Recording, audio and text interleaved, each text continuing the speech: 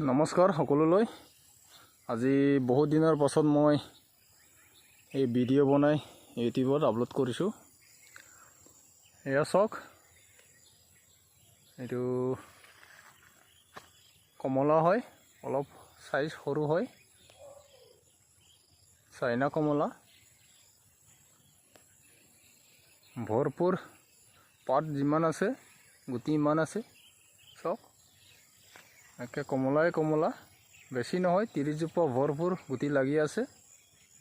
আৰু এই তলত আপোনালোকে যি গা দেখিছে, এই গাখিনি টকাৰ মেইন কাৰণটো হৈছে এতিয়া মোৰ ছাগলী বেলেগত চৰিবলৈ যাবলৈ দিয়া নহ'ব, কিয়নো লোকৰ এতিয়া অলৰেডি খেতি আৰম্ভ কৰিছে, মানুহ ৰোৱা, মাটিমাহ, তিল, এই গোটেই গা বাগানত মই গা ৰখাৰ মেইন কাৰণ হৈছে এই মোৰ বগৰী ধুনীয়া হৈ আছে, কিন্তু জংঘলে জংঘল এইটো নিচিনা লাগে।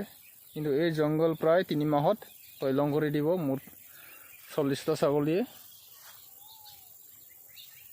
এয়া অৰ্গেনিক, গোটেই বাগানখন অৰ্গেনিকে হয়।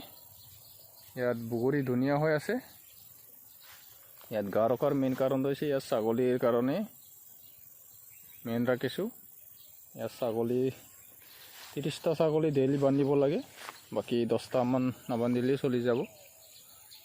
এইটো 30টা ছাগলী ডেইলি প্ৰতিজোপা গুৰিৰ তলত বান্ধি দিলে এইটো চেক কৰাই দিব। আজি ট্ৰায়েল হিচাপে এইটো বছৰ 2টামান বান্ধিছোঁ, এই কাই শেষ কৰাই দিছে।